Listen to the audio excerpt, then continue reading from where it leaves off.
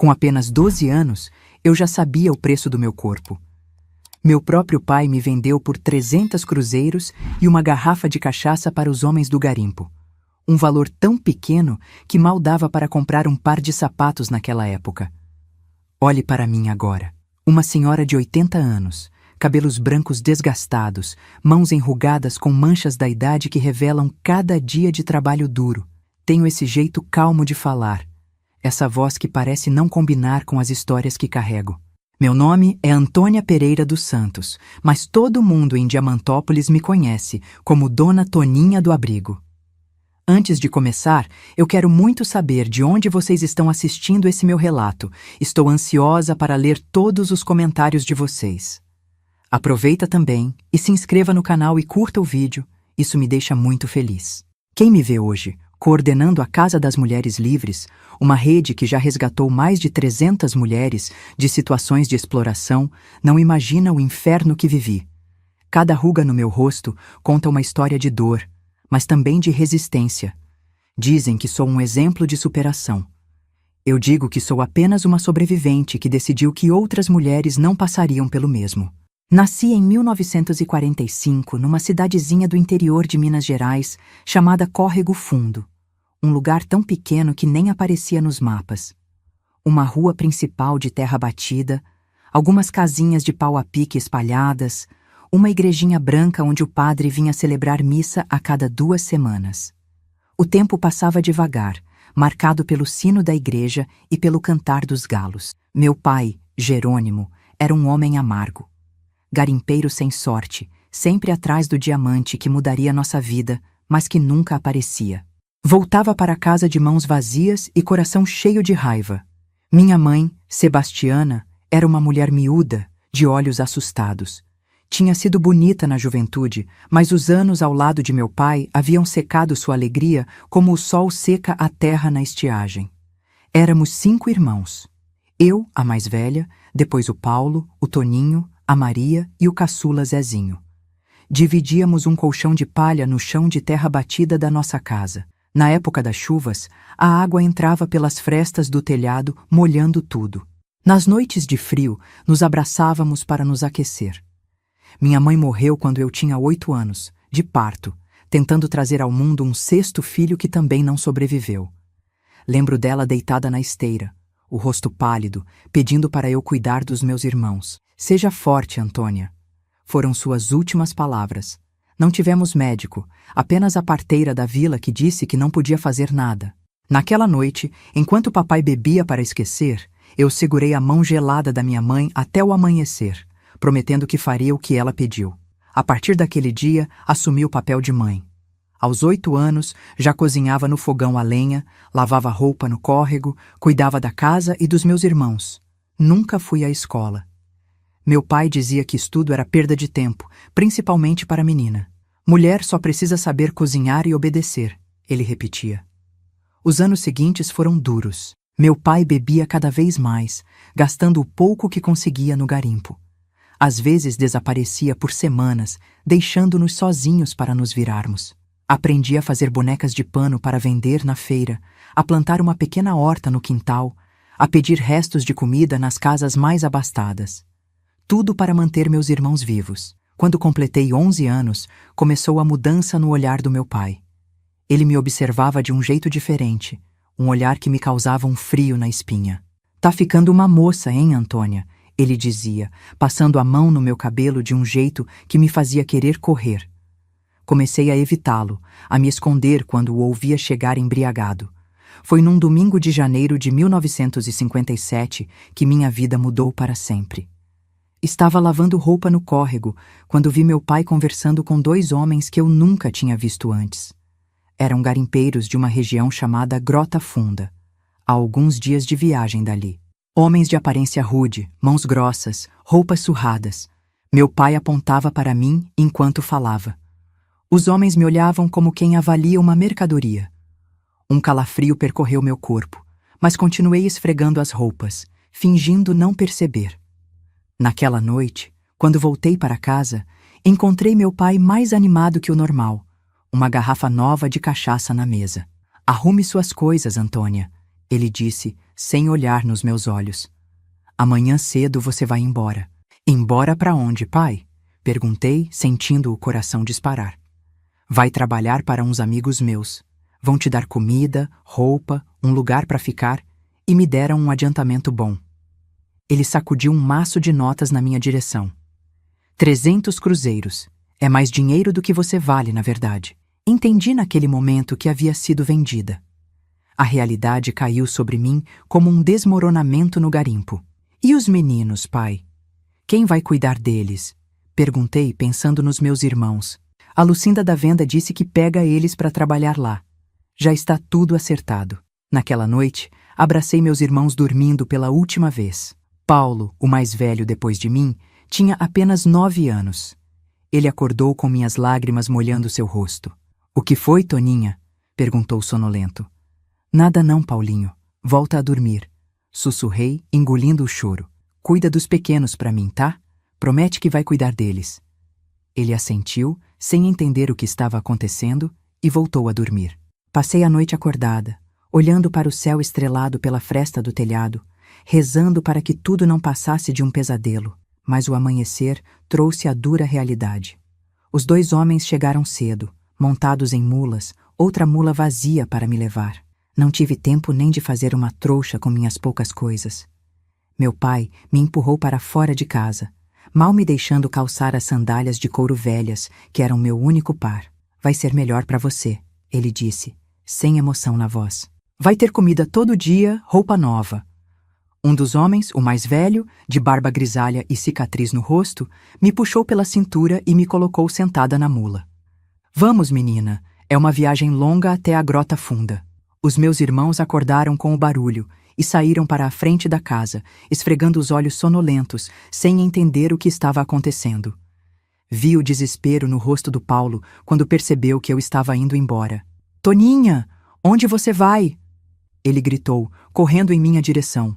Ela vai trabalhar longe, meu pai respondeu, segurando-o pelo braço. Volta para dentro.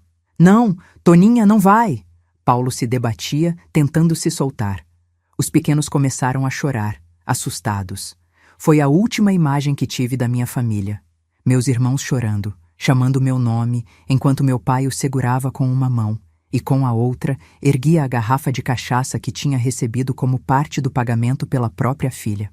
A viagem até Grota Funda durou 3 dias. 3 dias de terror e descobertas sobre o que me aguardava. Os homens que me levavam eram Tibúrcio, o mais velho, dono do garimpo, e Nozinho, seu capataz. Durante o caminho, fizeram comentários que só compreendi completamente quando cheguei ao meu destino. O patrão pagou caro por você, dizia Nozinho rindo. Mas vai recuperar o investimento rápido, os homens vão fazer fila. Eu, menina ingênua do interior, que mal tinha completado 12 anos, não entendia o significado completo daquelas palavras. Pensava que iria trabalhar na cozinha de algum acampamento, talvez lavando roupas ou limpando. A realidade seria muito pior. No segundo dia de viagem, paramos para descansar perto de um riacho. Enquanto os homens armavam um acampamento improvisado, consegui alguns momentos sozinha na beira d'água. Por um instante, pensei em fugir, em simplesmente correr para a mata e desaparecer. Mas para onde iria? Não conhecia nada além da minha pequena vila. Não sabia nem em que direção ficava o povoado mais próximo. E havia os meus irmãos. A promessa feita à minha mãe de cuidar deles me perseguia. Se eu fugisse, nunca mais os veria. Na terceira noite, quando nos aproximávamos de Grota Funda, Tibúrcio se aproximou de mim enquanto Nozinho dormia. Seus olhos tinham um brilho que me deu medo. Menina, ele disse com voz pastosa de cachaça, vou te ensinar o que você vai fazer lá no garimpo. É bom aprender logo. Suas mãos ásperas começaram a me tocar de um jeito que me fez tremer de pavor. Gritei, tentei me defender, mas ele era forte demais. Quieta, ele rosnou, tapando minha boca. Se não colaborar, jogo você num barranco e digo que fugiu. Ninguém vai sentir sua falta. Aquela noite foi a primeira de muitas em que minha infância foi roubada pedaço por pedaço. O primeiro homem de dezenas que usariam meu corpo como mercadoria nos anos seguintes. Chorei silenciosamente até o amanhecer, sentindo uma dor que ia além do físico, uma dor que chegava à alma. Quando finalmente chegamos à Grota Funda, entendi completamente o destino que me aguardava. Não era um garimpo comum, era um curral de mulheres, um conjunto de barracos miseráveis onde cerca de 15 mulheres e meninas viviam para servir aos garimpeiros. Algumas tinham chegado ali como eu, vendidas por familiares. Outras tinham sido sequestradas de vilarejos próximos. Todas compartilhavam o mesmo olhar vazio de quem já havia desistido de esperar por salvação. Fui entregue aos cuidados de Dona Nazaré, uma mulher de meia idade que já tinha sido como nós, mas agora administrava o lugar para Tibúrcio. Aqui você vai ter que aprender rápido, ela me disse, sem demonstrar emoção. Tem comida, tem teto, mas tem que trabalhar. Se tentar fugir, eles te pegam e te matam. Vi acontecer muitas vezes. O barraco onde fui colocada era pequeno, dividido com 3 outras mulheres. Paredes de tábua com frestas que deixavam entrar o vento frio da noite, chão de terra batida, um colchão velho compartilhado. Não havia privacidade, não havia dignidade. Celina, a mais velha do meu barraco com seus 22 anos, foi quem me acolheu na primeira noite. Chora hoje, ela disse, me abraçando enquanto eu soluçava. Porque amanhã você não vai ter tempo para isso. Guarda tua tristeza para dentro, menina. Aqui fora, ela só te enfraquece. Foi Celina quem me ensinou a sobreviver naquele lugar, a manter os olhos baixos para não provocar a ira dos homens, a guardar um pouco da comida para os dias em que não conseguisse levantar da cama de tão machucada, a usar ervas que ela conhecia para evitar gravidez. Uma criança nesse lugar é uma maldição dobrada, ela explicava. Os dias seguintes foram um borrão de horror. Fui apresentada aos garimpeiros como carne fresca, como eles diziam. Homens de todos os tipos pagavam para ter alguns minutos comigo.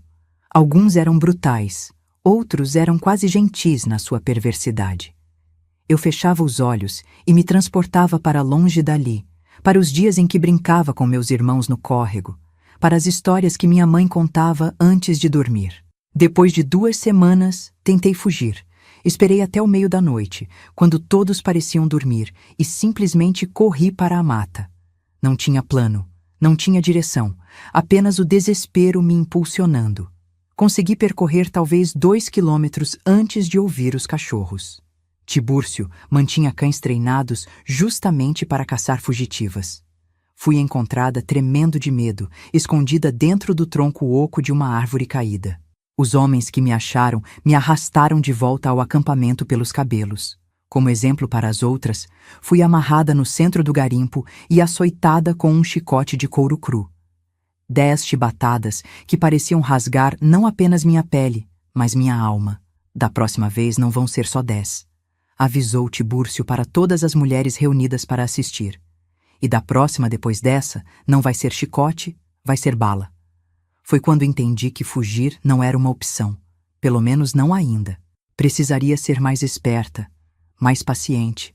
Precisaria aprender, observar, planejar. A menina assustada que chegou ao garimpo começou a morrer naquele dia, dando lugar a uma sobrevivente.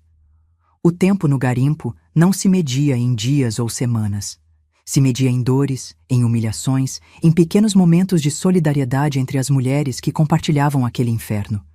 Aprendi a identificar os homens mais perigosos, os que gostavam de machucar de verdade. Aprendi a me fazer de submissa, de agradecida mesmo, para evitar os piores castigos. Celina tornou-se não apenas uma companheira de infortúnio, mas uma professora. Era uma mulher que, apesar de tudo, tinha conseguido preservar um núcleo de força interior.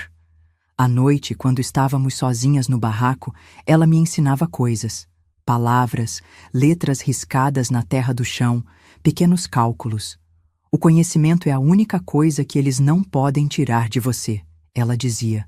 É a única coisa que pode te tirar daqui algum dia. Uma das memórias mais vívidas daquele primeiro ano foi o dia em que chegou uma menina nova. Ela era ainda mais jovem que eu, talvez 10 anos, trazida por nozinho de uma aldeia distante. Seus olhos tinham o mesmo terror que os meus deviam ter mostrado no primeiro dia. Algo dentro de mim se acendeu, uma chama pequena, mas persistente. Não podia salvá-la, mas podia fazer por ela o que Celina tinha feito por mim. Fica comigo, sussurrei quando conseguimos um momento a sós. Vou te ensinar a sobreviver aqui. Foi talvez o primeiro momento em que senti algo além do desespero. Um senso de propósito, por menor que fosse. Se não podia salvar aquela menina, ao menos podia ajudá-la a suportar o que estava por vir. Foi o início de uma compreensão que me acompanharia pelo resto da vida. Que mesmo nos lugares mais escuros, podemos ser luz uns para os outros. Os meses se transformaram em anos. Vi mulheres viverem e morrerem naquele lugar. Algumas de doenças, outras de espancamentos, quando se recusavam a obedecer ou quando um cliente se sentia insatisfeito. Algumas simplesmente desapareciam na mata, preferindo enfrentar os riscos da fuga ou da morte aos horrores cotidianos do garimpo. Celina foi uma delas. Depois de quase 2 anos como minha protetora e amiga, ela desapareceu numa noite de chuva forte.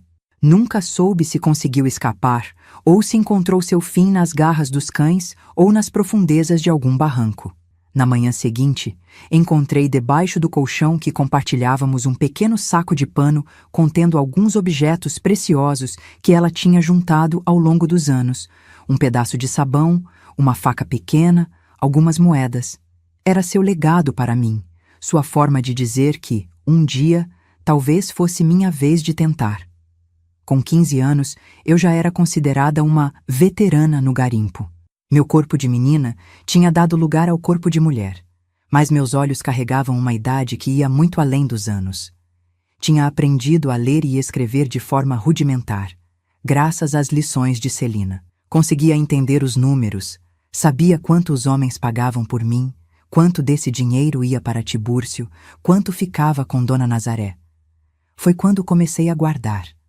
Um tostão aqui, outro ali, escondidos num buraco que cavei debaixo de uma tábua solta no chão do barraco. Não sabia exatamente para que estava guardando. A ideia de liberdade parecia tão distante quanto as estrelas que eu via pelas frestas do telhado. Mas algo me dizia que precisava estar preparada. Com o tempo, assumi o papel que Celina tinha desempenhado para mim. Tornei-me a protetora das meninas novas, a que ensinava como sobreviver, como suportar. Algumas me olhavam com esperança, como se eu pudesse de alguma forma salvá-las. A verdade é que eu mal conseguia salvar a mim mesma. Mas cada menina que eu ajudava a suportar mais um dia era uma pequena vitória contra aquele lugar, contra meu pai, contra o destino cruel que tinha me sido imposto. Em 1960, quando tinha cerca de 15 anos, aconteceu algo que mudaria tudo. Um novo garimpeiro chegou à Grota Funda. Diferente dos outros, Sebastião era um homem calado, de olhos tristes. Não participava das bebedeiras, não maltratava as mulheres. Soube depois que tinha vindo para o garimpo, fugindo de problemas em sua cidade natal. Tinha perdido a esposa no parto do primeiro filho e vagava sem destino desde então. Na primeira vez que Sebastião me procurou, preparei-me para o mesmo tratamento de sempre. Para minha surpresa, ele apenas quis conversar. Pagou o preço da hora completa para simplesmente sentar-se na beira da cama e falar sobre o céu, sobre os pássaros que tinha visto naquele dia, sobre como a chuva tinha sido forte na noite anterior. Achei que era algum tipo de truque, uma perversão diferente. Mas nas vezes seguintes foi a mesma coisa. Ele pagava, vinha ao barraco e apenas conversava. Às vezes trazia um pedaço de fruta, um doce, pequenos presentes que para mim valiam mais que ouro. "Por que você faz isso?" perguntei um dia, confusa com sua gentileza. "Porque neste lugar a bondade é a única coisa que ainda pode nos salvar." Ele respondeu, com aqueles olhos tristes que pareciam ver além do momento presente, a minha e a sua. Sebastião tornou-se meu único amigo naquele lugar, meu elo com um mundo onde existia algo além de brutalidade.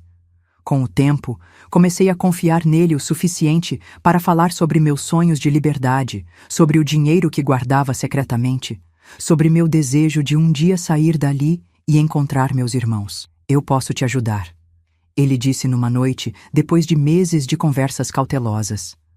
"Mas vai ser perigoso. Se nos pegarem tentando fugir, Tibúrcio vai matar nós dois." Aquela proposta acendeu em mim uma esperança que tinha quase esquecido como era sentir. A chance de sair daquele inferno, de recuperar o controle sobre minha própria vida, parecia quase boa demais para ser verdade. Mas havia o medo também.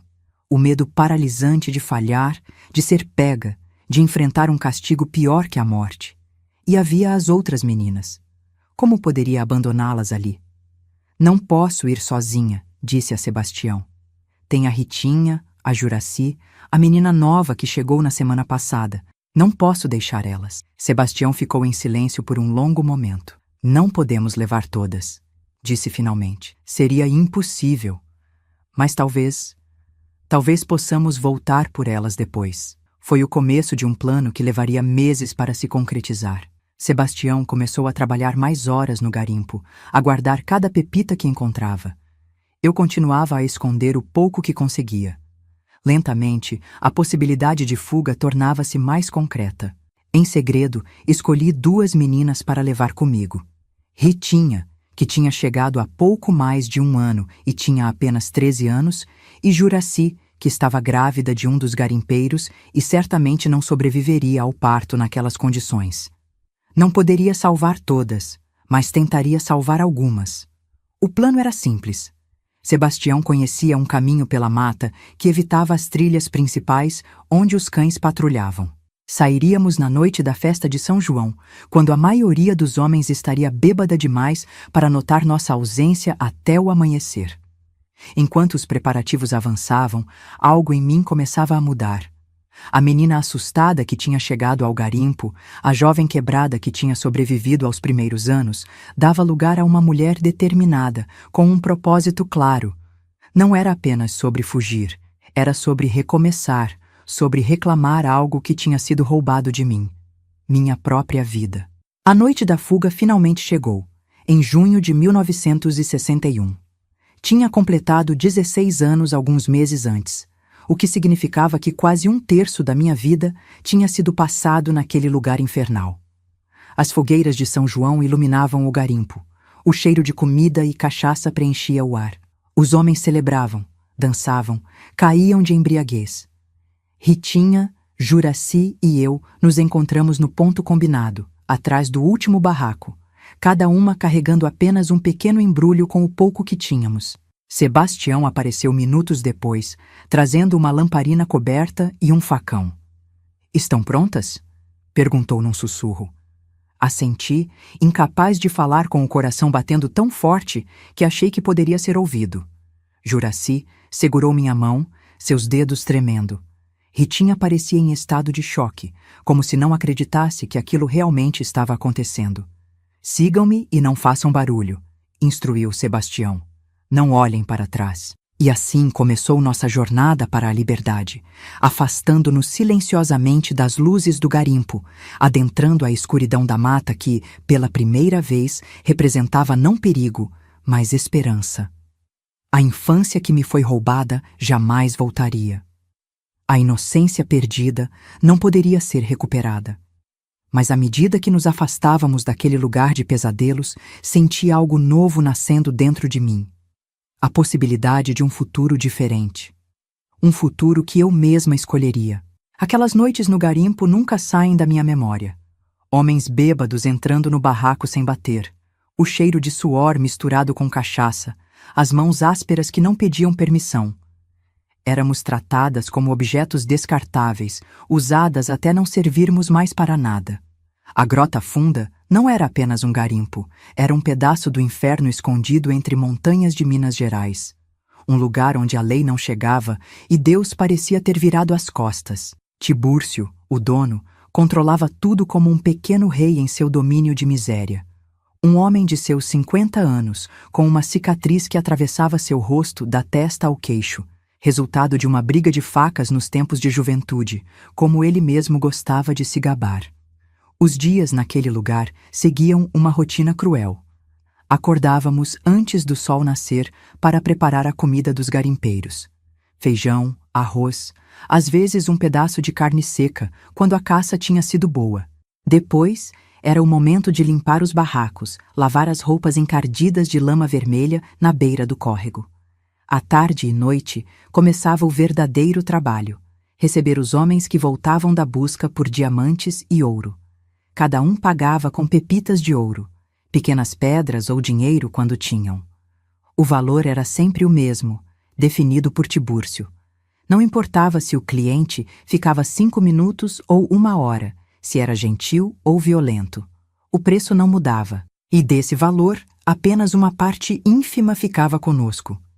É para sua comida e seu teto, justificava Dona Nazaré quando distribuía as migalhas. Nos primeiros meses, achei que morreria. Meu corpo de menina não estava preparado para aquele tipo de abuso constante. Adoeci várias vezes, com febres que me deixavam delirando no colchão imundo. Nesses momentos, era Celina quem cuidava de mim, aplicando compressas de ervas que aprendeu a preparar com sua avó, uma antiga benzedeira. Eles não vão te dar remédio de verdade, ela explicava enquanto colocava as folhas machucadas sobre minha testa quente. Se você ficar muito doente, simplesmente te substituem. Já vi muitas serem enterradas nos fundos do garimpo. Foi Celina quem me ensinou a sobreviver, a criar uma separação entre meu corpo e minha mente. Quando eles vierem, mande seu pensamento para longe, ela aconselhava. Pensa na sua família, nas coisas boas que você viveu, em qualquer lugar menos aqui. Deixa só o corpo, a casca. A alma você guarda para você. À noite, quando conseguíamos alguns momentos de sossego, ela me ensinava as letras e os números. Usava um pedaço de carvão para desenhar no chão de terra símbolos que, para mim, eram como magia. A de Antônia, L de liberdade, F de futuro. Palavras que formavam uma ponte para um mundo além daquelas paredes de tábua. Lembro de perguntar por que ela se dava ao trabalho de me ensinar, arriscando-se a ser punida caso nos descobrissem. Porque conhecimento é a única coisa que eles não podem arrancar de você, respondeu com aquela convicção que nunca a abandonava. Eles podem controlar teu corpo, mas não tua mente. Se você souber ler, um dia pode ler um mapa, uma placa e encontrar o caminho de volta para casa. Em meio àquele horror diário, formamos uma espécie de família entre as mulheres do garimpo. Não todas. Algumas estavam quebradas demais para se importar com qualquer pessoa além de si mesmas, perdidas em mundos criados pela aguardente que Tibúrcio vendia a preços extorsivos, ou pelo pó branco que alguns garimpeiros traziam de regiões fronteiriças. Mas havia um núcleo, um grupo que se protegia como podia. Quando chegava uma menina nova, especialmente as mais jovens, tentávamos prepará-las, diminuir o choque. Dividíamos o pouco que tínhamos, um pedaço de sabão contrabandeado, um pente, uma fita para o cabelo. Pequenos gestos que significavam tudo naquele lugar onde humanidade era artigo raro. Numa tarde de 1959, quando eu já estava no garimpo há quase 2 anos, chegou uma menina que mudaria minha percepção para sempre. Ela se chamava Dinalva, tinha apenas 9 anos, trazida de uma aldeia distante, onde, segundo contou Nozinho com uma risada grotesca, o pai a trocou por uma espingarda de caça. Eu estava ajudando Dona Nazaré a organizar os suprimentos quando vi a menina sendo arrastada para o barraco principal. Seus olhos negros enormes estavam arregalados de terror. O vestidinho de chita rasgado na barra, os pés descalços, cobertos de arranhões da longa caminhada. Essa é muito pequena, comentei com Dona Nazaré, sentindo um desespero gelado no estômago. A mulher me olhou com uma mistura de cansaço e resignação. Também achei que você era quando chegou. Mas eles não ligam. Tibúrcio já tem cliente esperando. Algo dentro de mim se quebrou naquele momento. Era como se, até então, estivesse sobrevivendo em piloto automático, apenas existindo dia após dia. Ver aquela criança tão pequena, tão mais indefesa do que eu havia sido, despertou uma fúria que não sabia que existia em mim. Naquela noite, pela primeira vez, desobedeci diretamente uma ordem. Quando todos dormiam, saí furtivamente do meu barraco e fui até onde Dinalva estava. A encontrei encolhida num canto, tremendo de medo e dor após o que tinha passado durante o dia. Vem comigo, sussurrei, estendendo a mão. Você vai dormir no meu barraco hoje. Levei-a para o meu colchão, dividi meu único cobertor com ela.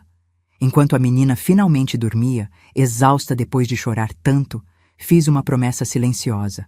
Não sabia como, não sabia quando, mas encontraria uma maneira de tirar aquela criança dali, de nos tirar a todas. Na manhã seguinte, como esperado, fui severamente punida. Tibúrcio me chicoteou na frente de todas as mulheres e meninas do garimpo, gritando que eu estava desafiando suas regras, que da próxima vez seria muito pior. Mas algo tinha mudado dentro de mim. A dor física que antes me destruía, agora alimentava uma resolução. Cada golpe do chicote era como combustível para um fogo que começava a queimar. Essa aí tá ficando rebelde, ouvi Tibúrcio comentar com um nozinho depois. Se continuar assim, vamos ter que dar um jeito definitivo nela. Entendi a ameaça claramente. Precisava ser mais esperta, mais paciente. Precisava sobreviver não apenas para mim, mas para Dinalva e para as outras que não podiam se defender. A partir daquele dia, tornei-me mais submissa na aparência, mais obediente na superfície.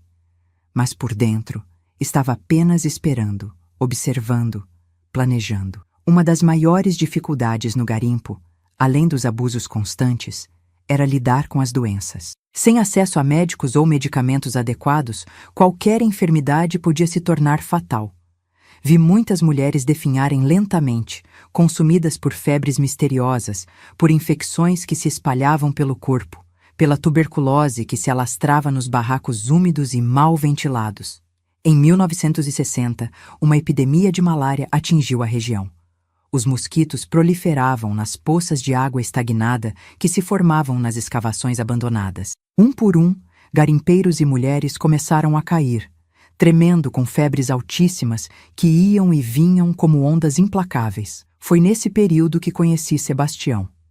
Diferente dos outros garimpeiros, ele tinha algum conhecimento de medicina, adquirido durante um breve período em que trabalhou como ajudante de enfermagem num hospital de Montes Claros. Quando a epidemia começou, Tibúrcio, temendo perder seu investimento, permitiu que Sebastião cuidasse dos doentes. Meu primeiro encontro com ele foi quando adoeci com a malária.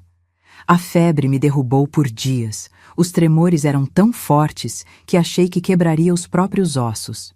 Em meio ao delírio, percebi uma presença diferente ao meu lado. Não eram as mãos brutas dos clientes habituais, nem os cuidados apressados de Dona Nazaré. Eram mãos gentis, que colocavam compressas frias na minha testa, que me faziam beber um chá amargo que, posteriormente, descobri ser de quina-quina, um remédio natural contra a malária. Você vai ficar boa, dizia uma voz masculina que não reconheci de imediato. Só precisa aguentar mais um pouco. Quando a febre finalmente baixou e pude focar meus olhos, vi um homem de seus 30 anos, magro, com barba por fazer e olhos castanhos que tinham uma qualidade rara naquele lugar. Compaixão. Quem é você? Perguntei com a voz rouca. Sebastião, respondeu simplesmente. Sou novo aqui. Tibúrcio me deixou cuidar dos doentes porque já trabalhei em hospital. Nos dias seguintes, enquanto me recuperava, Sebastião continuou vindo ao barraco para verificar meu estado. Trazia chás, frutas que conseguia coletar na mata, às vezes até um pedaço de rapadura que dividia comigo. Conversávamos em voz baixa sobre coisas simples, o tempo, os pássaros que ele via durante suas caminhadas pela mata, histórias de sua cidade natal. Em nenhum momento ele tentou me tocar de maneira inapropriada. Nunca fez insinuações como os outros homens. Era como se, no meio daquele inferno, tivesse aparecido alguém de outro mundo, um mundo onde as pessoas ainda se tratavam com decência. Por que você está aqui? Perguntei um dia, quando já tinha confiança suficiente. Você não é como os outros. Sebastião ficou em silêncio por um longo momento, olhando para as próprias mãos calejadas. Estou fugindo, admitiu finalmente. Matei um homem na minha cidade. Ele estuprou e matou minha irmã mais nova.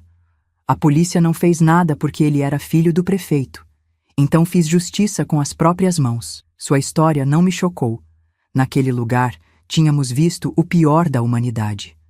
A ideia de justiça, mesmo que brutal, parecia quase reconfortante. E por que este garimpo? Por que não outro lugar qualquer? Insisti. Porque aqui é o fim do mundo. Ninguém me procuraria aqui. Ele deu um sorriso triste. Mas não esperava encontrar isso. O que Tibúrcio faz com vocês? Não consigo olhar sem lembrar da minha irmã. Foi o início de uma amizade improvável. Sebastião começou a vir regularmente ao meu barraco, pagando a Tibúrcio como qualquer cliente, mas passando o tempo apenas conversando, ensinando-me mais sobre leitura e escrita, complementando o que Celina tinha começado antes de desaparecer. Com o tempo, nossas conversas se tornaram mais profundas. Falei sobre minha família, sobre meus irmãos que não sabia se ainda estavam vivos, sobre o sonho de um dia ser livre novamente. Ele falou sobre seu passado, sobre a culpa que carregava, sobre seu desejo de recomeçar em outro lugar. Este lugar não é para você, Antônia. Ele disse uma noite, olhando ao redor do barraco miserável com desgosto. Nenhuma de vocês deveria estar aqui. Não temos escolha. Respondi com a amargura que os anos de cativeiro tinham cultivado em mim. Sempre há escolha, ele argumentou, baixando a voz ainda mais. Mesmo que seja difícil, mesmo que seja perigosa. Aquela foi a primeira vez que a ideia de fuga realmente tomou forma em minha mente. Não como um sonho distante, mas como uma possibilidade concreta. Quando eu conto isso, eu chego a me arrepiar, pois foi uma das decisões mais complicadas da minha vida. Por isso quero dizer para vocês curtirem esse vídeo, para mais pessoas terem a coragem de tomar iniciativas para seu próprio bem. Sebastião conhecia a região, sabia como se orientar na mata, tinha contatos em vilas próximas que poderiam nos ajudar. Se decidir tentar, ele disse antes de partir naquela noite, conte comigo. Os meses seguintes foram de planejamento cauteloso. Sebastião mapeava rotas de fuga durante suas expedições de coleta de ervas na mata. Eu observava a rotina dos guardas, os horários em que a vigilância diminuía, os momentos em que Tibúrcio e Nozinho deixavam o garimpo para negócios nas cidades vizinhas. Comecei a guardar comida seca, pedaços de carne de caça defumada, farinha, rapadura, escondendo em locais estratégicos na mata ao redor do garimpo. Sebastião conseguiu um mapa rudimentar da região e me ensinou a lê-lo nas poucas horas em que podíamos conversar sem levantar suspeitas. O mais difícil foi decidir quem levaríamos conosco. Era impossível fugir com todas as mulheres e meninas do garimpo. Seríamos recapturadas antes de conseguir qualquer distância significativa. Mas a ideia de deixar algumas para trás, especialmente as mais jovens como Dinalva, me dilacerava. Finalmente, após muita angústia, decidimos que seriam apenas 3. Eu, Dinalva e Juraci, uma jovem de 17 anos que estava grávida de 6 meses e certamente não sobreviveria ao parto nas condições do garimpo. Sebastião nos guiaria até uma cidade grande o suficiente para nos perdermos na multidão, longe o suficiente para que Tibúrcio não nos encontrasse. A data escolhida foi a festa de São João de 1961. Era uma das poucas noites do ano em que havia celebração no garimpo, com fogueira, comida extra e principalmente muita cachaça.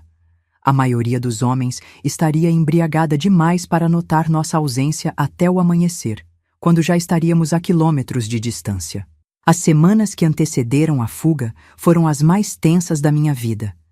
Cada olhar desconfiado de Dona Nazaré, cada comentário casual de Tibúrcio me fazia temer que nosso plano tivesse sido descoberto. Vivíamos à beira de um precipício, sabendo que o menor erro significaria não apenas mais um castigo, mas provavelmente nossas vidas. Preparei Dinalva e Juraci em conversas sussurradas durante as tarefas diárias.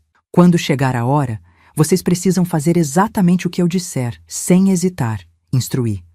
Não levem nada além do essencial, nada que possa fazer barulho ou atrapalhar a caminhada. Juraci, com seu ventre crescido, era minha maior preocupação. Não vou aguentar a caminhada, ela confessou aterrorizada. Vou atrasar vocês. Nós não vamos te deixar para trás, prometi, segurando suas mãos trêmulas. Sebastião diz que há um povoado a 3 dias de caminhada. Vamos devagar, parando quando precisar.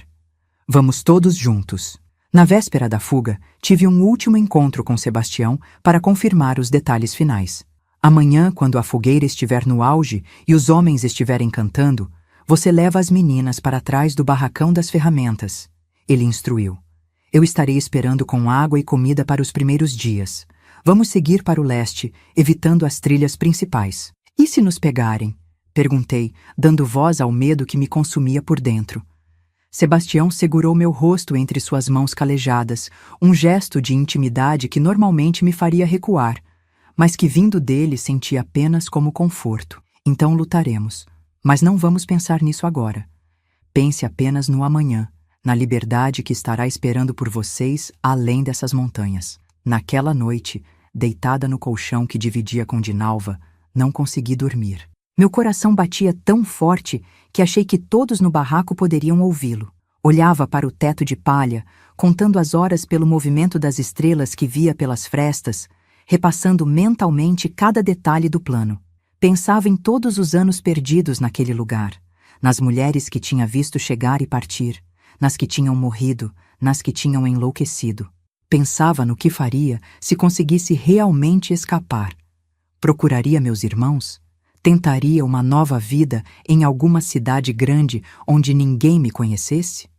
A ideia de liberdade era ao mesmo tempo embriagadora e assustadora depois de tanto tempo em cativeiro. Ao meu lado, Dinalva dormia com o sono inquieto das crianças que conheceram o medo cedo demais. Seus pequenos dedos agarravam a barra do meu vestido, como se mesmo no sono temesse que eu pudesse desaparecer. Amanhã, sussurrei para ela, embora soubesse que não podia me ouvir. Amanhã começamos de novo.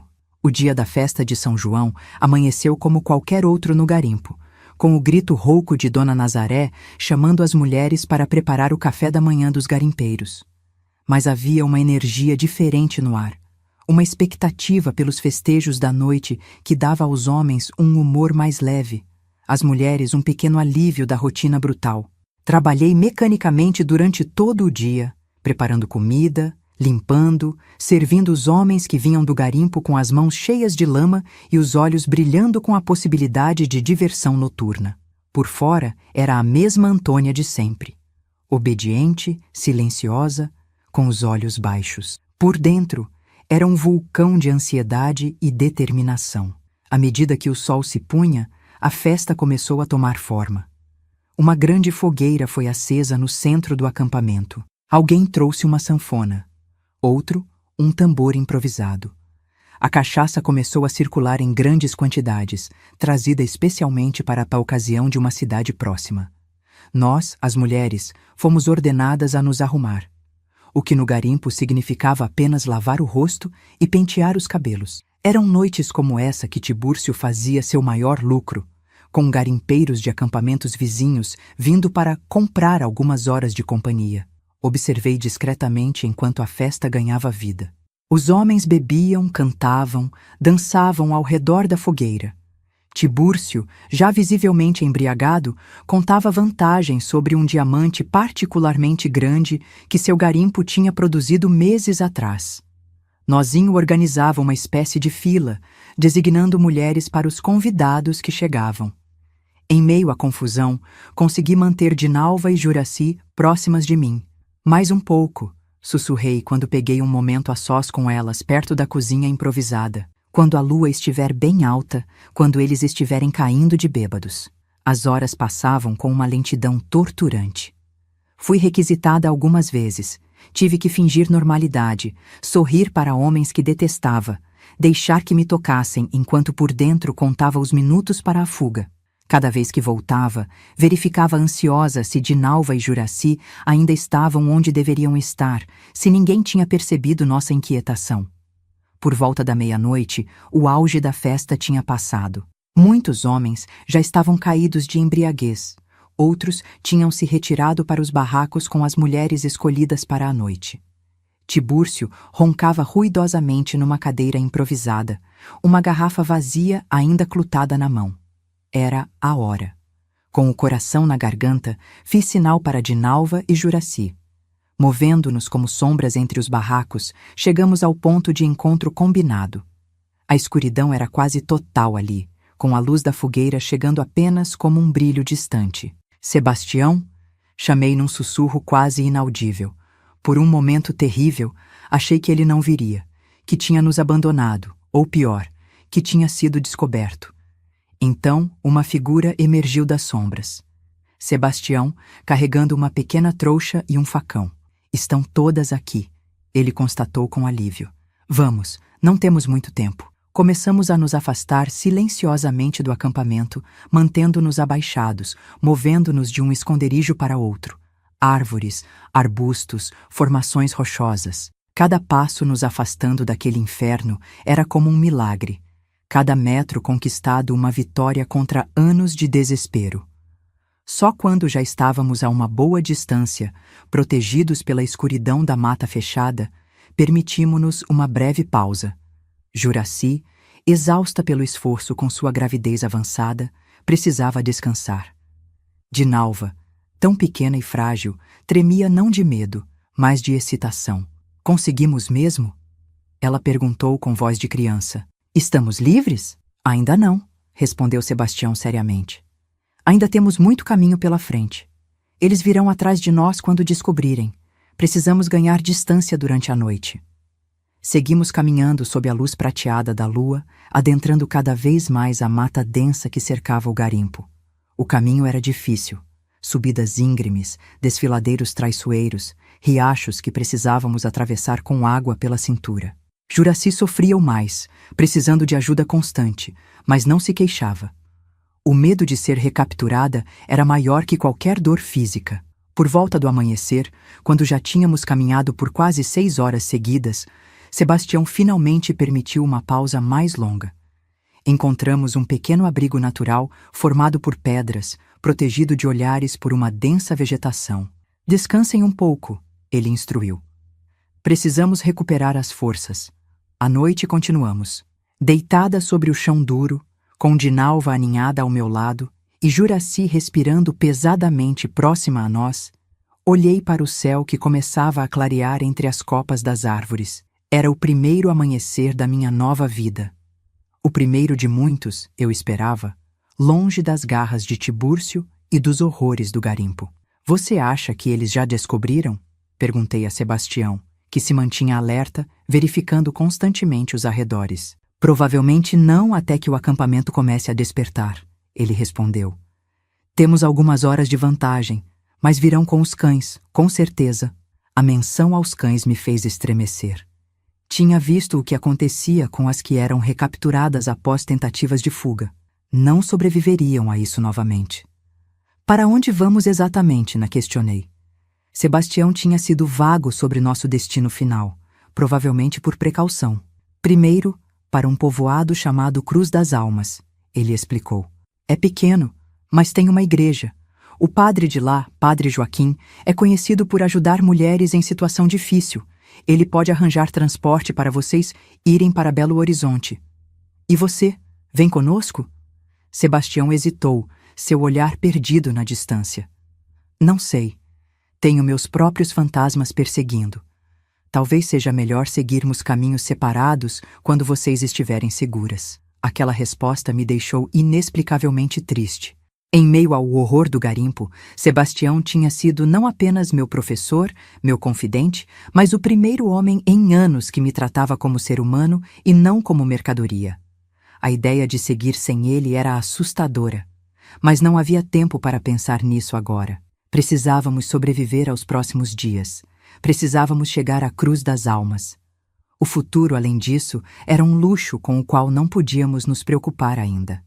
Dormimos por algumas horas, em turnos. Sempre alguém ficava de vigia enquanto os outros descansavam. Quando o sol estava alto, Sebastião nos acordou. Precisamos continuar, disse com urgência. Ouvi latidos ao longe. Podem não ser os cães de Tibúrcio, mas não podemos arriscar. Com o corpo dolorido pela caminhada noturna e pelo sono no chão duro, levantei-me apressadamente, ajudando Dinalva e Juraci a se prepararem. Comemos um pouco da comida seca que Sebastião tinha trazido, bebemos água de um riacho próximo e retomamos nossa fuga. O segundo dia foi ainda mais difícil que o primeiro.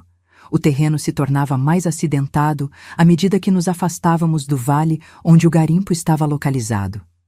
Juraci começou a mostrar sinais de exaustão extrema, seu rosto pálido, passos cada vez mais lentos. Não vou conseguir, ela murmurou quando paramos brevemente ao meio-dia. Vocês precisam ir sem mim.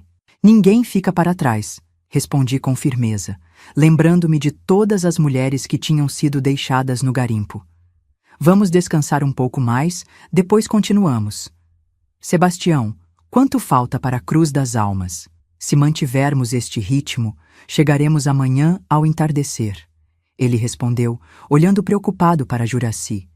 Mas ela precisa de cuidados, a gravidez, o esforço. Naquele momento, como se a natureza quisesse testar ainda mais nossa determinação, começou a chover. Não uma chuva leve, mas um temporal violento, comum naquela época do ano nas montanhas de Minas. Em minutos, estávamos encharcados até os ossos, tremendo de frio. Sebastião, demonstrando um conhecimento da região que reforçava minha confiança nele, nos guiou até uma pequena caverna onde poderíamos nos abrigar. A tempestade é boa para nós, ele explicou enquanto ajudava Juraci a se acomodar no solo relativamente seco da caverna. Apaga nosso rastro, confunde os cães. Enquanto a chuva caía violentamente lá fora, fazendo cortinas de água na entrada da caverna, sentei-me com Dinalva encolhida no meu colo, tentando aquecê-la com meu próprio corpo. A menina, exausta e assustada, adormeceu rapidamente apesar do barulho da tempestade. Você tem sido tão forte, Antônia, disse Sebastião, sentando-se ao meu lado. Mais forte do que qualquer pessoa que já conheci. Balancei a cabeça, rejeitando o elogio. Não sou forte, só não tive escolha. É diferente. Não, ele insistiu. Muitas pessoas não têm escolha na vida. A maioria se quebra, se entrega. Você não apenas sobreviveu àquele inferno, mas manteve sua humanidade. Cuidou das outras, ensinou, deu esperança. Isso é força de verdade. Suas palavras me tocaram de uma maneira que não esperava. Durante tantos anos no garimpo, tinha me visto apenas como uma sobrevivente, alguém fazendo o mínimo necessário para não sucumbir. A ideia de que havia algo admirável em minhas ações nunca tinha me ocorrido. E você? Perguntei, desviando o foco de mim. Por que está arriscando tudo para nos ajudar? Poderia simplesmente ter ido embora sozinho. Sebastião ficou em silêncio por um longo momento, apenas o som da chuva preenchendo o espaço entre nós. Talvez esteja buscando redenção, respondeu finalmente. Pelo homem que matei, pelo que não pude fazer por minha irmã. Ou talvez, acrescentou com um sorriso triste, simplesmente não pudesse mais viver comigo mesmo se continuasse naquele lugar, vendo o que acontecia e não fazendo nada. Naquela caverna úmida, escondidos da perseguição que certamente já estava em curso, com duas vidas vulneráveis confiadas aos nossos cuidados, senti algo que não experimentava há anos, uma conexão humana genuína, um entendimento que ia além das palavras. A tempestade durou horas, mantendo-nos presos na caverna pelo resto do dia. Aproveitamos o tempo forçado de descanso para recuperar as forças, especialmente Juraci, que parecia um pouco melhor após dormir algumas horas. Quando finalmente a chuva diminuiu, transformando-se numa garoa fina, já estava anoitecendo. Sebastião decidiu que era melhor passarmos a noite ali mesmo e retomar a jornada na madrugada seguinte. Se os cães estavam nos seguindo, a chuva deve tê-los confundido, ele explicou. Mas não podemos baixar a guarda. Tibúrcio não desistirá facilmente, não com 3 de suas propriedades desaparecidas. A noite na caverna foi longa. Nos revezamos para ficar de vigia, embora eu mal conseguisse fechar os olhos, mesmo nos meus turnos de descanso. Cada som da floresta me sobressaltava. Um galho quebrado, um animal noturno, o uivo distante que podia ou não ser de um dos cães de caça do garimpo. Na madrugada do 3º dia, retomamos nossa jornada. O solo estava encharcado e escorregadio após a tempestade, tornando cada passo um desafio, especialmente para Juraci. Sebastião e eu a apoiávamos pelos braços nas partes mais difíceis do caminho, enquanto Dinalva seguia à frente, surpreendentemente ágil para uma criança tão pequena. Por volta do meio-dia, algo mudou na paisagem. A floresta densa começou a dar lugar a áreas mais abertas, com sinais ocasionais de ocupação humana, uma trilha mais definida, uma cerca antiga e abandonada, uma árvore frutífera que claramente tinha sido plantada, não nascida naturalmente ali. Estamos nos aproximando, confirmou Sebastião quando notou meu olhar esperançoso. Cruz das Almas fica depois daquela elevação, mais algumas horas de caminhada. Foi então que ouvimos o som que tínhamos temido desde nossa fuga. Latidos, ainda distantes, mas inconfundíveis. Os cães de Tibúrcio. Eles nos encontraram, murmurei, sentindo um medo gelado tomar conta de mim. Sebastião escutou atentamente, seu rosto tenso. Ainda estão longe, talvez a algumas horas de distância, mas estão na nossa trilha. O que fazemos? Perguntou Juraci, pânico em sua voz. Não posso correr neste estado. Sebastião pensou rapidamente. Vocês três continuem na trilha para a Cruz das Almas. Eu vou em outra direção criar uma falsa pista. Os cães me seguirão, dando tempo para vocês chegarem ao povoado. Não! Protestei imediatamente. É suicídio. Tibúrcio vai te matar quando te encontrar. Ele vai ter que me encontrar primeiro, respondeu Sebastião com determinação. Conheço estas matas melhor do que os homens dele. Posso despistá-los por tempo suficiente e depois me juntar a vocês no povoado. Sabia que era mentira.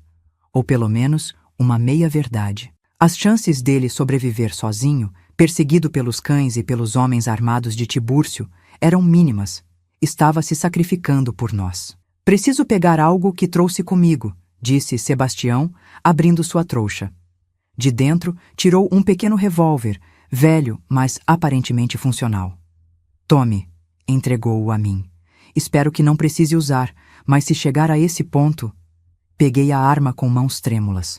Nunca tinha segurado uma antes. Sentia seu peso como uma responsabilidade terrível. Mas entendi o que significava. Uma última linha de defesa. Uma garantia de que não voltaríamos para aquele inferno. Siga sempre para o leste, instruiu Sebastião, apontando a direção. A trilha vai ficar mais clara à medida que se aproximarem do povoado. Procurem a igreja. Peçam pelo padre Joaquim. Digam que são amigas de Sebastião. Ele entenderá. Os latidos pareciam mais próximos agora, trazendo urgência ao nosso adeus. Impulsivamente, abracei Sebastião, sentindo seus braços fortes me envolvendo brevemente. Obrigada, sussurrei. Por tudo. Ele se afastou, olhou uma última vez para cada uma de nós. Sigam em frente. Não olhem para trás. Prometo que nos encontraremos novamente. E então ele partiu, correndo em direção ao sul, quebrando galhos intencionalmente, deixando marcas visíveis para atrair os perseguidores. Vamos! Falei para Dinalva e Juraci, engolindo as lágrimas que ameaçavam me derrotar. Não podemos deixar que o sacrifício dele seja em vão. Seguimos caminhando a passos rápidos, ajudando Juraci o máximo possível. Por algum tempo, ainda conseguíamos ouvir os latidos distantes, mas gradualmente eles pareceram mudar de direção. A estratégia de Sebastião estava funcionando. Os cães seguiam seu rastro. As horas seguintes foram uma mistura de exaustão física e tensão emocional. Cada som nos sobressaltava, cada sombra parecia uma ameaça. O revólver pesava no bolso improvisado do meu vestido, lembrando-me constantemente dos perigos que ainda enfrentávamos. Quando o sol começava a baixar no horizonte, avistamos finalmente as primeiras casas de Cruz das Almas. Era um povoado pequeno, não mais que 2 dezenas de construções simples agrupadas ao redor de uma igreja branca, exatamente como Sebastião havia descrito. Paramos à margem da floresta, observando o movimento tranquilo na pequena praça. Depois de dias na mata, a visão de pessoas normais em suas rotinas diárias parecia quase irreal. Mulheres estendendo roupas nos varais, crianças brincando, homens conversando sentados em bancos. Como sabemos quem podemos confiar? Perguntou Juraci, o medo ainda evidente em sua voz. Sebastião disse para procurarmos o padre, respondi, observando a igreja. Mas precisamos ter cuidado. Tibúrcio pode ter contatos aqui também. Decidimos esperar até o anoitecer, quando a escuridão nos daria alguma proteção. Quando finalmente as luzes começaram a se acender nas casas, avançamos cautelosamente em direção à igreja. O edifício estava silencioso, com apenas uma fraca luz visível através dos vitrais coloridos. Batemos suavemente na porta lateral. Após um momento de silêncio angustiante, ouvimos passos se aproximando. A porta se abriu revelando um homem idoso, vestido com batina, cabelos brancos e expressão cansada, mas gentil. — O que desejam minhas filhas? Perguntou, olhando com curiosidade para nosso estado deplorável. roupas rasgadas e sujas, rostos marcados pela exaustão e pelo medo. Somos amigas de Sebastião, disse, lembrando-me da instrução. Ele nos mandou procurar o padre Joaquim. O rosto do homem mudou, uma sombra de preocupação passando por ele. Olhou rapidamente para os lados, verificando se estávamos sendo observadas, e então abriu mais a porta. Entrem, depressa, disse em voz baixa. Sou o padre Joaquim. Onde está Sebastião? Uma vez dentro da segurança relativa da igreja, contei ao padre toda a nossa história. O garimpo, os abusos, nossa fuga, o sacrifício de Sebastião para nos dar tempo de chegar ao povoado. O velho sacerdote ouviu tudo em silêncio, seu rosto expressando uma mistura de horror e compaixão. Quando terminei, ele suspirou profundamente. Não é a primeira vez que recebo mulheres fugidas daquele lugar, revelou. Tibúrcio é conhecido nestas montanhas. Muitos temem seu poder, seus contatos. Outros preferem fingir que não sabem o que acontece naquele garimpo. O senhor pode nos ajudar? Perguntei, sentindo o peso do revólver no bolso, lembrando da promessa silenciosa que tinha feito a mim mesma de que não voltaríamos vivas para o garimpo. Posso e vou, afirmou o padre com determinação. Mas precisam entender que não estarão completamente seguras até estarem bem longe daqui. Tibúrcio tem olhos e ouvidos em toda esta região. Nos dias seguintes, permanecemos escondidas na pequena casa paroquial anexa à igreja. O padre Joaquim cuidou de Juraci, cuja saúde havia se deteriorado com a jornada extenuante. Dinalva, aos poucos, começava a sorrir novamente, especialmente quando o padre lhe deu alguns lápis e papel para desenhar. Eu alternava entre momentos de alívio por termos escapado e ansiedade sobre o destino de Sebastião. Não havia notícias dele, nem dos perseguidores. O povoado continuava sua rotina tranquila, aparentemente alheio ao drama que se desenrolava. Na manhã do quarto dia em Cruz das Almas, Padre Joaquim entrou apressadamente na pequena sala onde nos abrigávamos. Precisamos tirá-las daqui hoje mesmo, anunciou com urgência. Homens de Tibúrcio foram vistos na estrada que leva ao povoado. Estão fazendo perguntas, mostrando seu retrato, Antônia. Meu sangue gelou. A ideia de estarmos tão perto de ser recapturadas, depois de tudo que tínhamos passado, era insuportável. Como? Perguntei, o desespero evidente em minha voz. Juraci mal consegue andar, quanto mais fugir novamente. Um caminhão de carga passará pelo povoado hoje à tarde, a caminho de Montes Claros, explicou o padre. O motorista é meu sobrinho, homem de confiança. Ele as levará escondidas na carroceria, coberta por lonas. De Montes Claros, podem pegar um ônibus para Belo Horizonte. E Sebastião? Perguntei, ainda esperando contra toda a lógica que ele tivesse sobrevivido. Se ele vier aqui, o rosto do padre se suavizou com compaixão. Deixarei instruções sobre para onde foram caso ele apareça. Mas minha filha, hesitou, precisa estar preparada para a possibilidade de que ele não conseguiu escapar. As palavras do padre, embora gentis, caíram como pedras sobre mim. No fundo, já sabia, mas ouvir alguém expressar aquela possibilidade em voz alta tornava tudo mais real, mais doloroso. Naquela tarde, escondidas sob lonas e caixas na carroceria de um caminhão, deixamos Cruz das Almas. Juraci, com o rosto pálido e suado, mal conseguia manter a consciência. Dinalva, assustada com mais esta mudança, agarrava-se a mim como se eu fosse sua única âncora num mundo instável. A estrada era acidentada, cada solavanco do caminhão enviando ondas de dor por nossos corpos já castigados. O ar sob as lonas era sufocante, o calor quase insuportável. Mas era o preço da liberdade, um preço que estávamos mais que dispostas a pagar. Após horas de viagem tortuosa, o caminhão finalmente parou. Ouvimos vozes, passos se aproximando da carroceria. Agarrei o revólver, preparada para o pior. A lona foi puxada para o lado e a luz do entardecer inundou nosso esconderijo. Era o sobrinho do padre, seu rosto jovem marcado pela preocupação. Chegamos a Montes Claros, anunciou em voz baixa. Precisam sair agora, antes que alguém perceba. O terminal de ônibus fica a 3 quarteirões daqui. Com suas ajuda, descemos da carroceria. Juraci mal conseguia ficar em pé, seu rosto contraído em dor. Ela não está bem, disse ao rapaz preocupada. Acho que o bebê... Há um hospital perto do terminal, ele informou. Mas seria arriscado.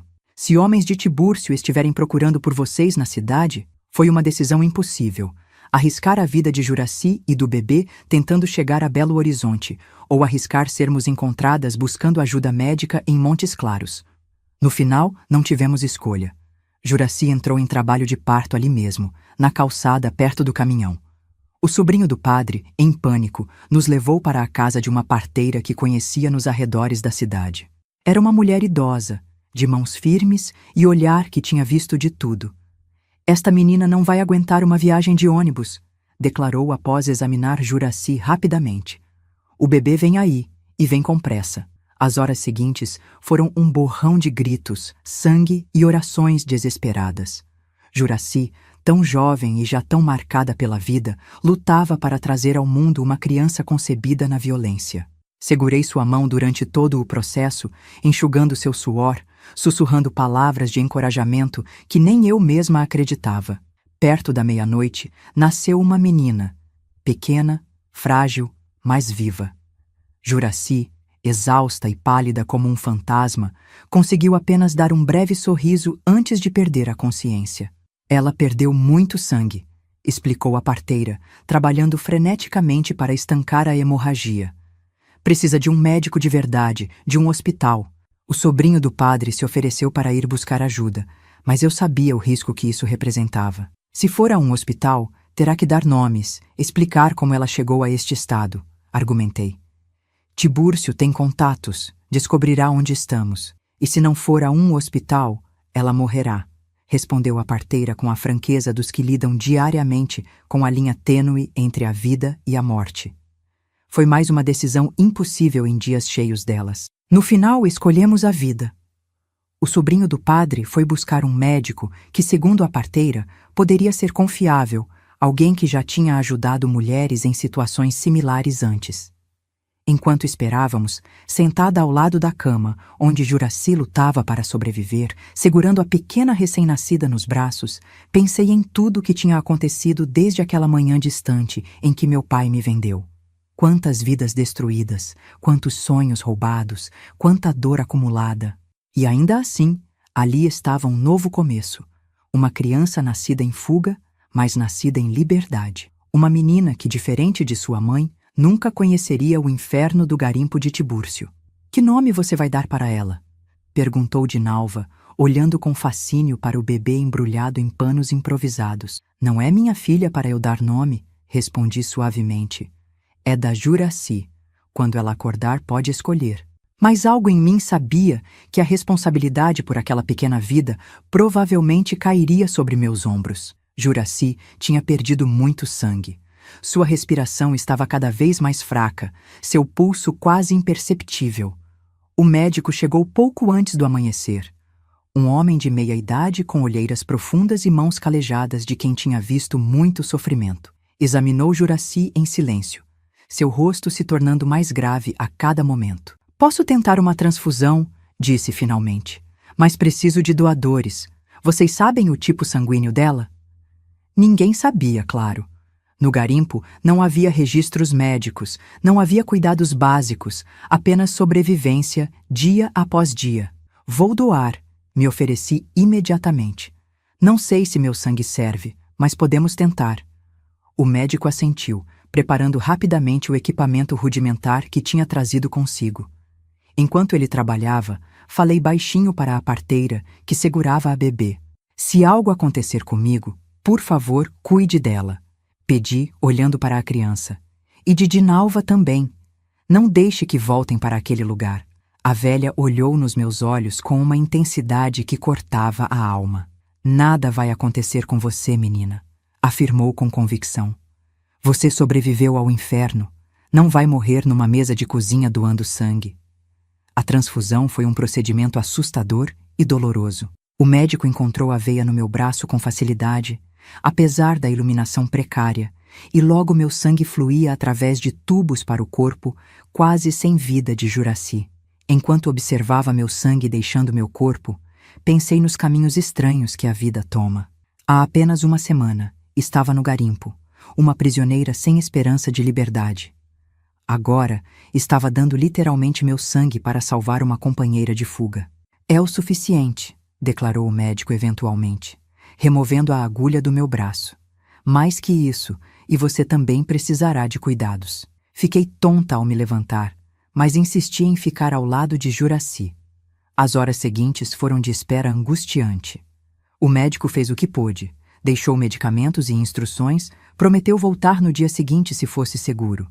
Contra todas as expectativas, Juraci sobreviveu à noite. Quando o sol nasceu, ela abriu os olhos brevemente, olhos cansados, marcados pelo sofrimento, mas ainda vivos. Minha filha. Foram suas primeiras palavras, tão fracas que precisei me inclinar para ouvir. Está bem, assegurei, trazendo o bebê para que ela pudesse ver. É uma menina linda, Juraci. Um pequeno sorriso tocou seus lábios. Esperança, sussurrou. Quero que ela se chame Esperança. O nome era como uma declaração de fé num futuro melhor, numa vida além do sofrimento que tínhamos conhecido. Naquele momento, soube que, independentemente do que acontecesse, aquela criança representava algo maior que todos nós. A possibilidade de recomeço, de redenção. Durante 3 dias, permanecemos na casa da parteira. Juraci recuperava suas forças lentamente, o bebê se fortalecia a cada mamada. Dinalva, aproveitando a segurança momentânea, voltava gradualmente a agir como uma criança de sua idade, curiosa e brincalhona. No 4º dia, o sobrinho do padre retornou com notícias preocupantes. Homens de Tibúrcio estão na cidade, informou em voz baixa. Estão mostrando seu retrato em bares, hotéis, até no hospital, oferecendo recompensa por informações. Era o momento que temíamos, mas sabíamos que viria. Nossa pequena bolha de segurança tinha estourado. Precisamos partir hoje mesmo, declarei, a mente já calculando possibilidades. Juraci não tem condições de viajar, argumentou a parteira. Nem a criança. Era verdade, e eu sabia disso. Mais uma vez, era forçada a tomar decisões impossíveis, escolhas que definiriam vidas inteiras. Então Dinalva e eu vamos, decidi finalmente. Chamaremos menos atenção, 2 em vez de 4.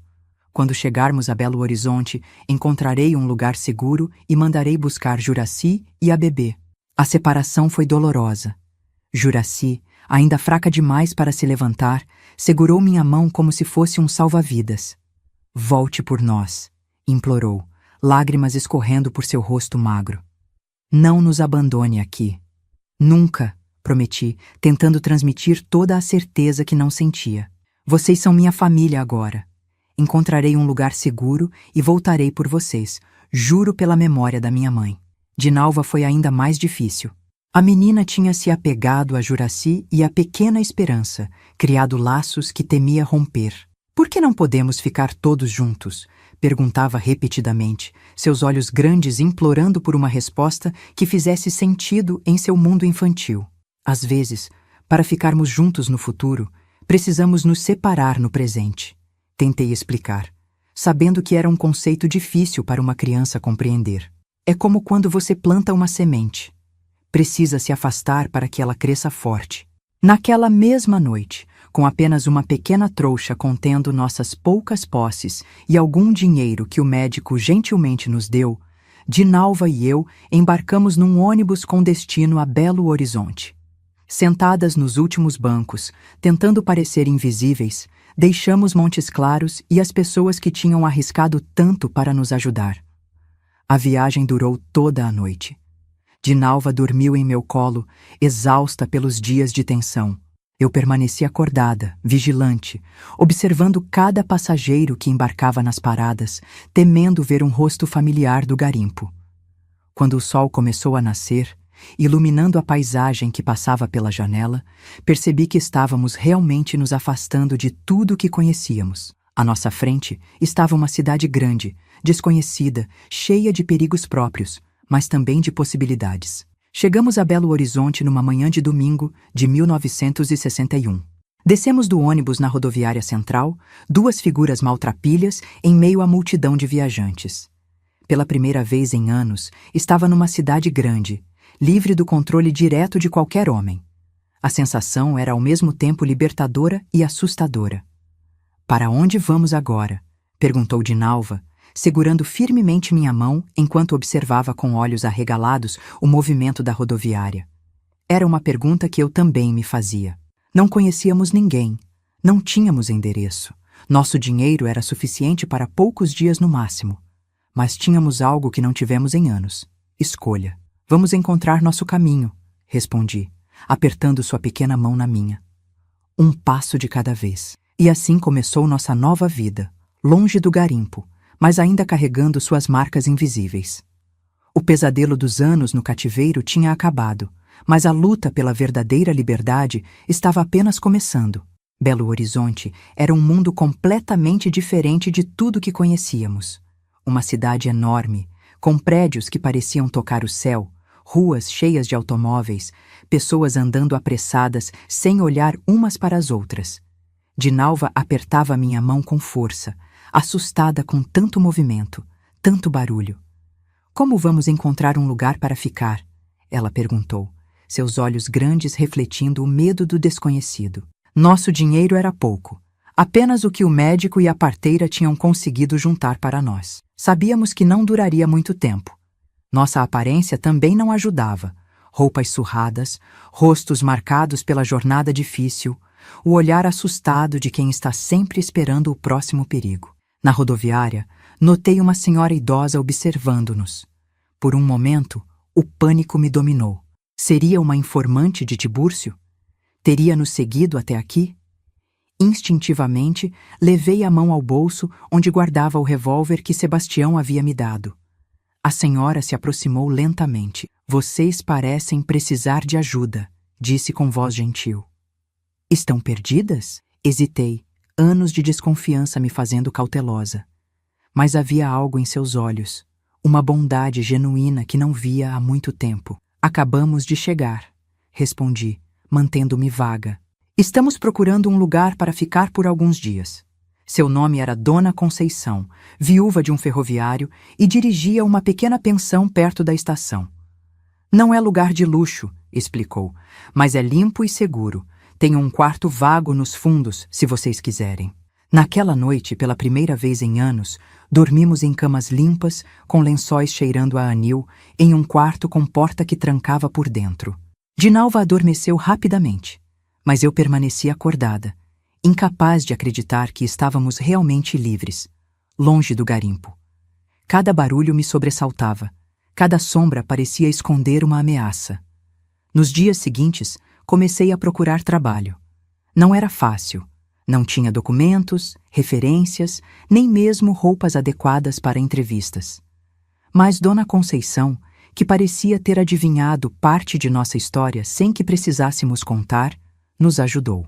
"Meu sobrinho tem uma padaria no bairro", disse ela uma manhã. "Precisa de alguém para limpar a loja e ajudar na cozinha. O salário é pouco, mas inclui alimentação." Era tudo o que eu precisava. Um começo, uma chance de construir algo. Dinalva ficaria com Dona Conceição durante o dia, ajudando nas tarefas simples da pensão em troca de seu cuidado. Meu primeiro dia de trabalho foi revelador.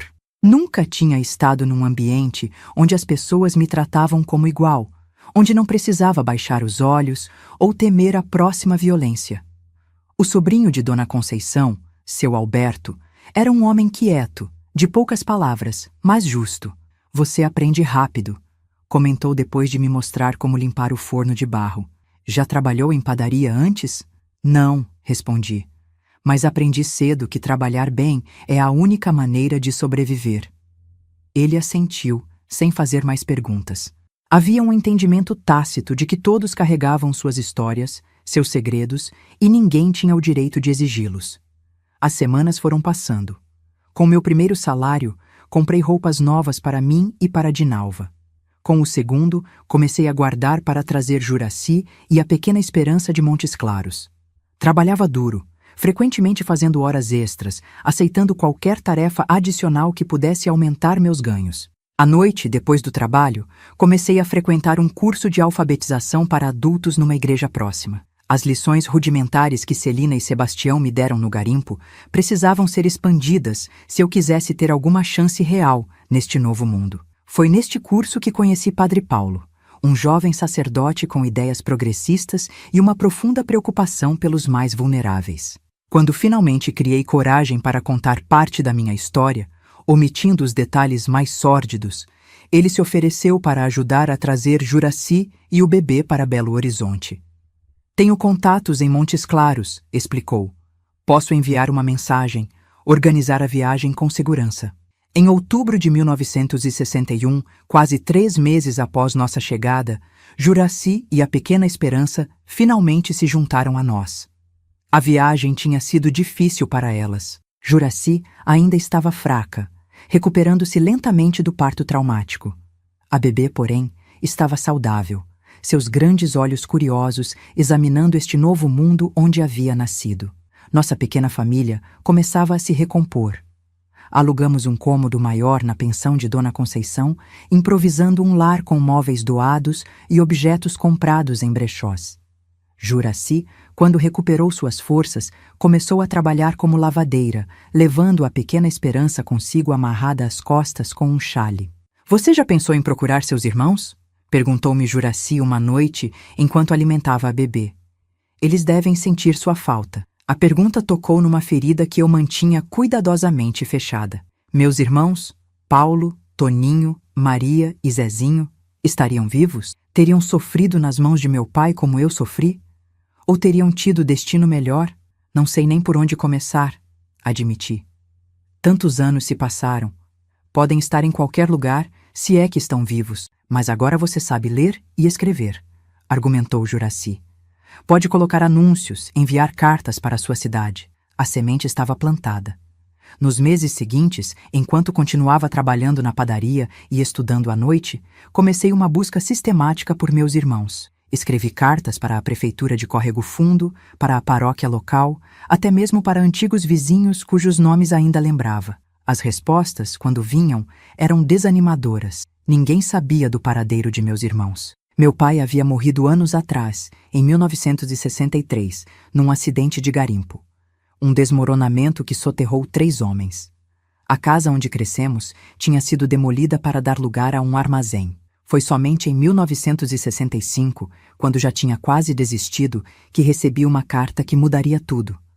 Era de um padre de São João del Rei, respondendo a um dos muitos anúncios que tinha colocado em jornais regionais. Uma senhora chamada Maria Antônia Pereira viu seu anúncio, escreveu ele. Ela diz ser sua irmã, filha de Jerônimo e Sebastiana.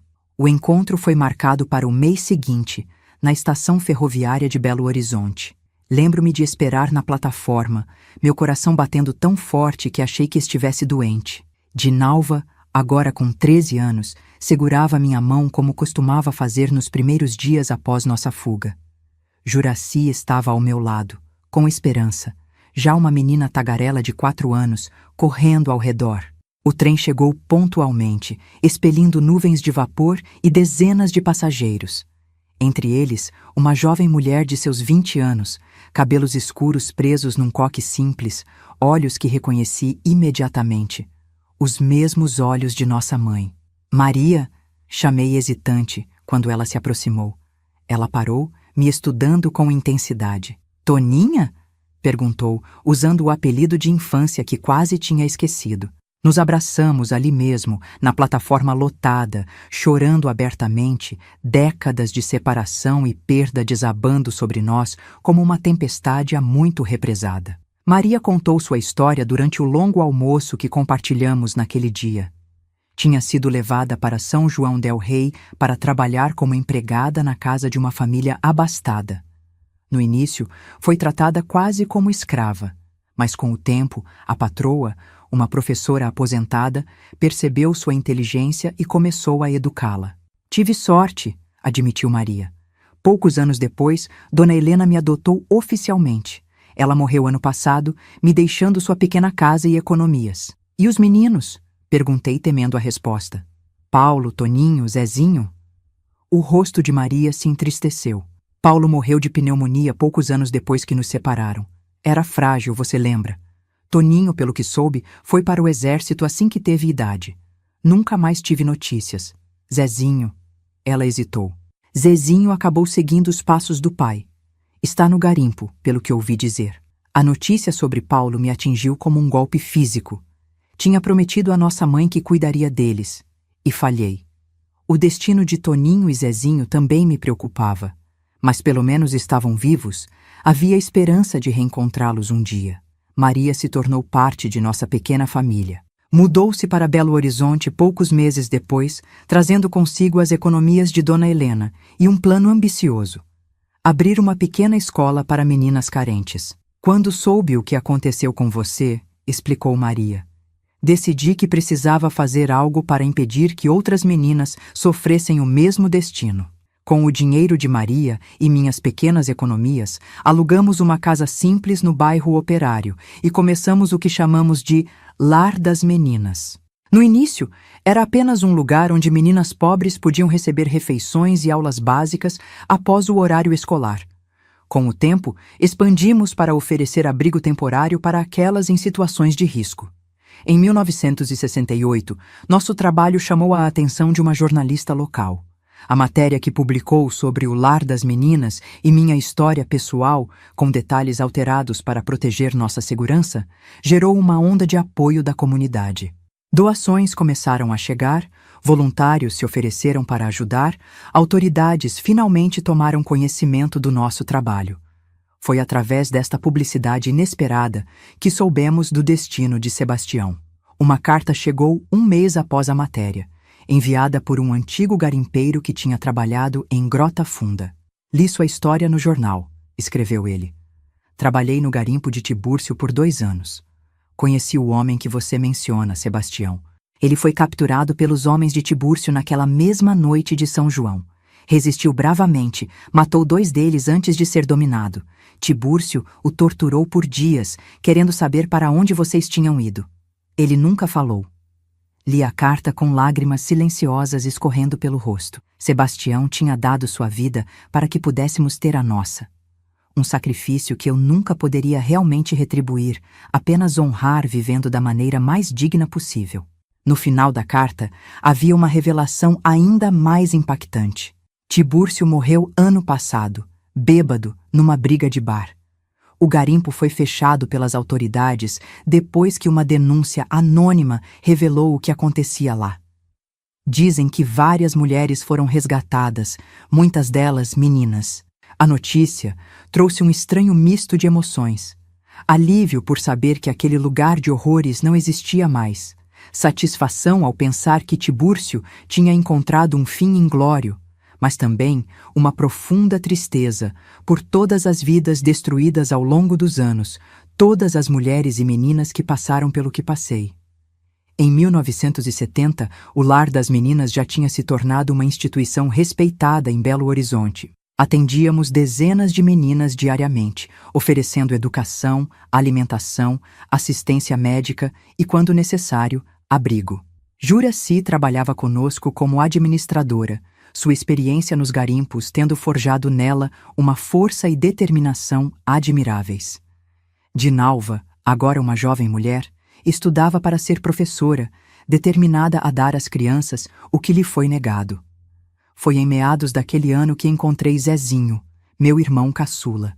Recebemos uma ligação do hospital público. Um jovem garimpeiro tinha sido internado após um acidente, e entre seus pertences encontraram um recorte de jornal com a matéria sobre mim e o Lar das Meninas. Quando cheguei ao hospital, encontrei um homem de 26 anos, magro e maltratado pela vida dura, mas com os mesmos olhos brilhantes que lembrava da infância. Zezinho tinha me procurado por anos, seguindo rumores e pistas falsas, até finalmente ver a matéria no jornal. Prometi para o Paulo, antes dele morrer, que te encontraria, contou, sua voz fraca pelo sofrimento, que te traria para casa. Zezinho se recuperou lentamente de seus ferimentos. Durante sua convalescença, contou como tinha sido sua vida após nossa separação, os anos difíceis na casa da madrinha que o tratava como um fardo, a fuga aos 14 anos, os trabalhos em fazendas e eventualmente no garimpo. Era o único ofício que conhecia, o que tinha visto nosso pai fazer, explicou. Quando teve alta do hospital, ofereci a ele um lugar no lar das meninas. Precisávamos de alguém para manutenção, jardinagem, pequenos reparos. No início, ele hesitou, constrangido por sua falta de educação formal, pelos anos perdidos. Nunca é tarde para recomeçar, disse a ele, repetindo o que tantas vezes tinha dito a mim mesma. Estamos todos juntos agora. É o que importa. Os anos seguintes foram de crescimento e consolidação. Em 1972, com a ajuda de políticos locais sensibilizados pela nossa causa, conseguimos um terreno maior e construímos instalações adequadas para o lar das meninas. Em 1975, expandimos nossos serviços para incluir orientação profissional para adolescentes, ajudando-as a encontrar caminhos diferentes daqueles que a pobreza normalmente impunha. Em 1978, um evento inesperado mudou mais uma vez o curso de nossas vidas. Uma jovem de 15 anos chegou ao lar, trazida por assistentes sociais. Tinha sido resgatada de uma rede de prostituição infantil que operava nas cidades do interior. Sua história era dolorosamente familiar. Vendida pelo padrasto, transportada entre cidades, abusada por incontáveis homens. Mas existe uma diferença, ela disse, quando finalmente se sentiu segura o suficiente para falar. Eu não sou a única. Há dezenas, talvez centenas de meninas como eu. E sei onde estão. Seu nome era Luísa, e as informações que forneceu levaram à maior operação policial contra a exploração sexual infantil já realizada naquela região. Dezenas de homens foram presos, incluindo políticos, empresários, até mesmo um juiz. Homens respeitáveis que levavam vidas duplas, como os clientes de Tibúrcio em meu tempo de garimpo. Este caso trouxe enorme visibilidade ao problema. E, repentinamente, me vi transformada em uma espécie de especialista, convidada para falar em conferências, dar entrevistas, aconselhar autoridades. Minha história pessoal, que por tanto tempo mantive parcialmente oculta, tornou-se uma poderosa ferramenta para a mudança. O Lar das Meninas evoluiu para se tornar a Fundação Novo Amanhecer, uma organização dedicada não apenas ao acolhimento de vítimas, mas também à prevenção, educação e combate às redes de exploração.